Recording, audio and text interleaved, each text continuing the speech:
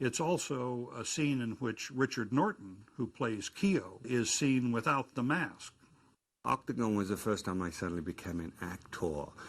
You know, now I'm one of these people like anybody else who watches movies, you think, oh, man, I could do that. You know, and as we know, if actors are good, that's the effect they have on an audience. They make it look so easy and non-contrived and you don't catch them acting. So, of course, you know, Eric in his wisdom, Eric Karson, director, gives me my first line of sit down. So suddenly, you know, in your head, you go through sit down, it sounds, oh, man, I'm going to win an Academy Award for this, you know. The time comes to deliver it, or a day before we're rehearsing, suddenly I'm like, sit down, sit down, sit down. Come on, sit down. All right, listen up. We've got employment opportunities in South Africa, the Mid East, and maybe something coming up in Central America. And when your name's called, stand over there, nice and obedient. You know, there's a lot more to this than I figured, because suddenly you get all self-conscious, and when you say it out loud, and it's not really your words, it becomes a whole different ball game. And that was a very, very big lesson for me. I suddenly realized, you know what, if there's going to be any longevity in this field of entertainment as an actor, you have to put as much time into learning to be an actor as you do into being a martial artist. Richard Norton is a spectacular martial artist, and certainly with weapons, he's unmatched anywhere in the world that I know of. And he plays two characters. He plays Keo, the killer who handles the weapons, and he also plays Doggo's man who tries to get Chuck to stay and behave himself. And of course, when he starts pushing Chuck around, he pays the price. You son of a bitch, I'm gonna kick your ass! Try again. You know, the other interesting thing about that scene, which you notice, is when I come up behind Chuck and I say, you go when he tells you. You know what I mean?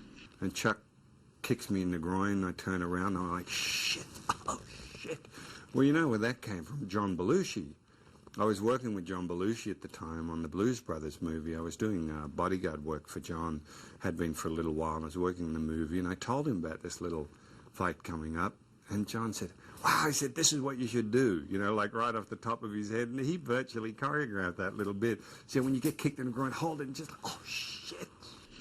Oh, shit, shit. Shit. And it was very funny and an obvious John Belushi touch, so... How's that, eh? To have an acting coach like Belushi at the time for a little role like that. You know, one of the things I do remember is the impact of costume. For a lot of that movie, nobody knew who was playing Keo, including those working on the film, except, you know, of course, our immediate little stunt group. And after a few of the fights and everything, I remember, you know, planning a back kick on one of the guys in this scene in the kind of the bunk room.